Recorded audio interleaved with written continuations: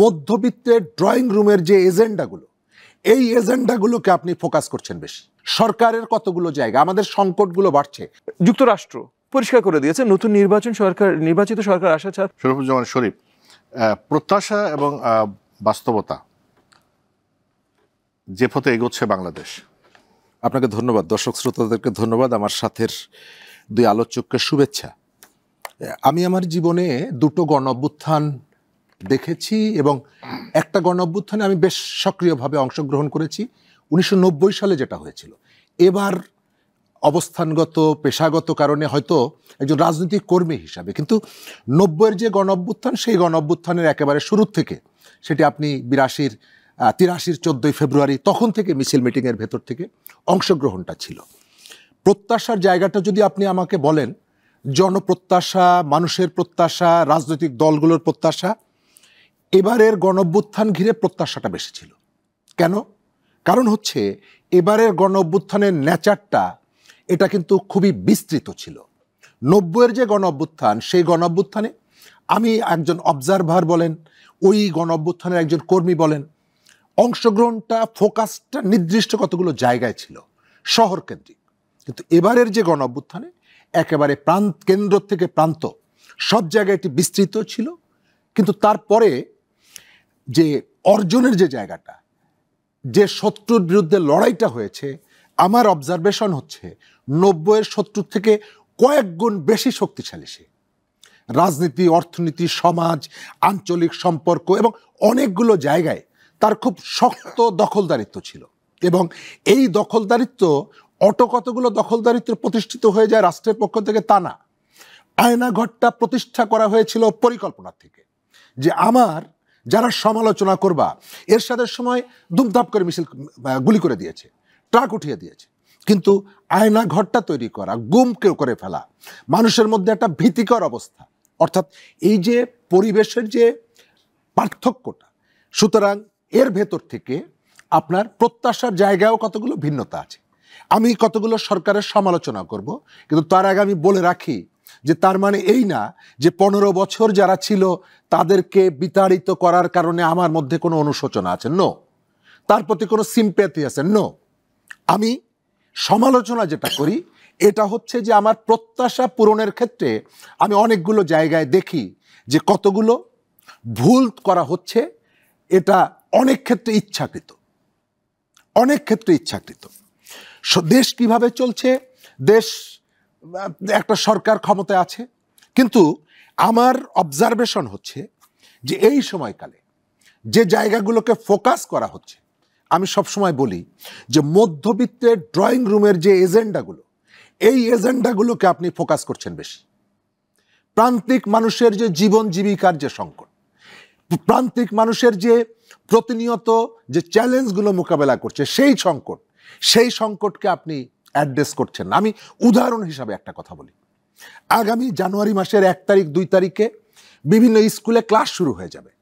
একটা ছেলে আপনার ক্লাস 6 থেকে 7-এ উঠবে, একই স্কুল, তাকে রিঅ্যাডমিশনের নামে গত 15 বছর 20 বছর তাকে প্রতি বছর জানুয়ারি মাসের 7 তারিখের মধ্যে 8,000 10,000 টাকা দিতে হয়। একই স্কুল, শুধুমাত্র একটা খাতা পরিবর্তন হয়, এবারও আপনাকে দিতে হবে। এই যে রিঅ্যাডমিশনের নামে আপনার কাছ থেকে এই যে বাড়তি টাকা আদায় করা, এটি বন্ধ করাকে আপনি কেন সংস্কার বলবেন না? এটা কেন সংস্কার না? আমি এরকমের যে কতগুলো জায়গা আছে মানুষের জীবনের ইস্যুগুলোকে, রাজনীতির জায়গাটায়, হ্যাঁ রাজনীতি থাকলে দেশ একভাবে চলে, কিন্তু আমি যেটা দেখতে পাচ্ছি সরকারের কতগুলো জায়গা, আমাদের সংকটগুলো বাড়ছে। আজকে আপনি পররাষ্ট্র উপদেষ্টার বক্তব্য যদি শোনেন, মানে একটা ভীতিকর অবস্থা তৈরি হওয়ার মতো। গত 2 মাসে প্রতিদিন 1,000 করে রোহিঙ্গা বাংলাদেশে ঢুকছে, 2 মাসে 60,000 অতিরিক্ত রোহিঙ্গা বাংলাদেশে ঢুকেছে, এবং তিনি বলছেন যে আমরা এটি জানতাম, কিন্তু এদেরকে প্রতিরোধ করার মতন যে পরিস্থিতি, সেই পরিস্থিতি নেই। অর্থাৎ সংকটের জায়গাগুলো, যাদেরকে আপনি তাড়িয়ে দিয়েছেন তারা একরকমের সংকট তৈরি করছে, ষড়যন্ত্র আছে দেশের মধ্যে, ইকোনমির ক্ষেত্রে একটা সংকট আছে। আপনার যে গণ আন্দোলনের যে শক্তি, আপনার মিত্ররা আপনি তাদের সাথে একটা দূরত্ব তৈরি করেছেন। জি। পলিটিক্যাল পার্টিগুলো, আপনার তো এই জায়গায় মেইন যে স্টেক হোল্ডার পলিটিক্যাল পার্টি, সেই পলিটিক্যাল পার্টির সাথে তো আপনার দূরত্ব হওয়ার কথা না, ঠিক আছে। প্রয়োজনও নেই, যে- কেন আপনি তৈরি করলেন? যে এই যে দূরত্ব যে তৈরি হলো এই বিষয়ে আমি আলাদা করে আপনাদের জিজ্ঞাসা করব কতটা দূরত্ব হলো, কেন হলো। কিন্তু তার আগে আপনাকে দিয়ে একটু শুরু করি ববি হাজ্জাজ। সেটা হলো নির্বাচন নিয়ে অনেক কথা হয়েছে। আপনারা যারা রাজনীতি করেন সবাই কম বেশি বলেছেন, বিশেষ করে বড় দুই দল বিএনপি এবং জামাতের থেকে বলে নির্বাচন কবে হবে তার একটা রোডম্যাপ দেন। কিন্তু ডক্টর ইউনূসের বক্তব্যে আমরা একটা রোডম্যাপ পেয়েছি বা একটা ধারণা পেয়েছি। তারপরেও দেখলাম যে এটা বিএনপি জামাত এটা সন্তুষ্ট না, আরও আগে নির্বাচন চাই। আপনারা কি, আপনি দলের প্রধান হিসেবে আপনার দল সন্তুষ্ট কেনা? জি, আমি ফার্স্ট অ্যান্ড ফরমোস্ট আমি আমার দলের উত্তরটা দেবার আগে কয়েকটা জিনিস আরেকটু পরিষ্কার করি। হ্যাঁ, বিএনপির সাথে আমাদের আলোচনা হয়, বাংলাদেশ জামাত ইসলামের সাথে আমাদের আলোচনা হয়। আমার এই যে ভাইয়েরা যারা আছেন আমরা সবাই কিন্তু কম বেশি আমরা কম বেশি মানে ইন দ্য সেন্স যে শরীফ ভাইয়ের তো একটু ভিন্ন, বাট আমরা বাকি সবাই কিন্তু একদম কন্টিনিউয়াস রাজপথে ছিলাম, আন্দোলন করেই এই হাসিনা সরকারের পতন ঘটিয়েছি। সো আমাদের একে অপরের সাথে সম্পর্ক অনেক শক্ত। সো নূর তার দল তারা কি আলোচনা করছেন আমরা মাঝে মধ্যে আলোচনা করি, একে অপরের সাথে আমরা শুনি কি হচ্ছে। অন্য যে দলগুলো বিএনপি, বাংলাদেশ জামাত ইসলাম এই দলগুলোর ভিতরেই পড়ে, আমরা আলোচনায় থাকি। তো আমি বিএনপির কাছ থেকে যা শুনেছি যে তারা রূপরেখা চেয়েছে, এই জিনিসটা আমি মনে করি যে আমাদের একটা ন্যায্য দাবি চাওয়া। যেমন আপনি বললেন আপনার জায়গা থেকে যে মাননীয় প্রধান উপদেষ্টা কিছু দূর একটা রূপরেখা দিয়েছেন। মাননীয় প্রধান উপদেষ্টা আমাদের অত্যন্ত আস্থার একজন মানুষ, অত্যন্ত শ্রদ্ধার একজন মানুষ। সো ওটা অ্যাসাইড আমি সরকারের পক্ষ থেকে বলছি, শুধু মাননীয় প্রধান উপদেষ্টা হিসেবে না, সরকারের পক্ষ থেকে বলছি যে রূপরেখা মানে একটা ক্লিয়ার গাইডলাইন। হ্যাঁ, যে মাননীয় প্রধান উপদেষ্টা যেমন বলেছেন যে যদি সব সংস্কার না হয় তাহলে এই সময়ের ভেতরে দেব, যদি সব সংস্কার হয় তাহলে এই সময়ের ভেতরে দেব। এটা কিন্তু আসলে রূপরেখা না। রূপরেখাটা হলো যে মনে করেন এই সংস্কারগুলো দরকার, এই সংস্কারগুলো করা হবে, এই সংস্কারগুলো এইরকম একটা টাইমলাইন লাগতে পারে, সেই কারণে এই সময় হবে, এটা হবে একটা রূপরেখা। তো এই রূপরেখাটা আসলে আমার পক্ষ থেকে যদি আমি বলি বা আমার দলের পক্ষ থেকে যদি বলি, আমাদের প্রত্যাশা ছিল সেই অগাস্ট মাসে, মানে 8 তারিখে যখন তারা দায়িত্ব নিলেন তখন অবভিয়াসলি 9-10 তারিখে তো দিতে পারবেন না, কিন্তু হয়তো 25-30 তারিখের ভেতরে একটা বেসিক রূপরেখা যে আমরা এইভাবে চিন্তা করছি হতে পারে, এটা যদি ওনারা তখন অগাস্ট মাসেই পাবলিশ করতেন বা এখন ডিসেম্বর মাসে এসে যদি পাবলিশ করেন, যেটা ওই যে বিএনপি বলছে, বাংলাদেশ জামাত ইসলাম বলছে পাবলিশ করেন, তখন গণ অধিকার পরিষদ বলতে পারবে আচ্ছা এইগুলোতে আমরাও আপনাদেরকে অ্যাডিশনাল সহযোগিতা করতে পারি, এনডিএম বলতে পারবে এইগুলোতে আমরা এইভাবে আমরা অবদান রাখতে চাই। যেন, কারণ আপনাদের সরকার মানে এই অন্তর্বর্তীকালীন সরকার আমাদের সবার সরকার। কেন সবার সরকার? কারণ এটা ভোট দিয়ে সরকার হয়নি, আমরা সবাই আন্দোলনের রেজাল্টে আপনাদেরকে বসিয়েছি। সো তাইলে আমাদের আস্থার সরকার আপনারা।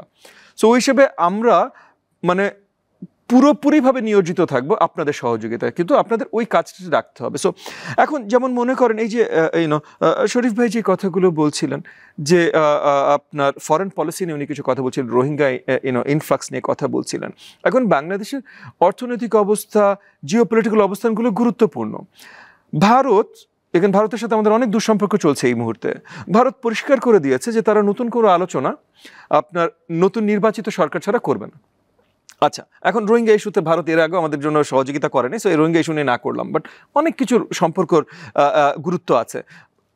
যুক্তরাষ্ট্র পরিষ্কার করে দিয়েছে নতুন নির্বাচিত সরকার আসা ছাড়া ব্যতীত তারা নতুন কোনো ধরনের আলোচনা বাংলাদেশ সরকারের সাথে করবে না। ইউরোপিয়ান ইউনিয়নও পরিষ্কার করে দিয়েছে যে একটা নির্বাচিত সরকার ছাড়া তারা নতুন কোনো আলোচনা বাংলাদেশের সাথে করবে না।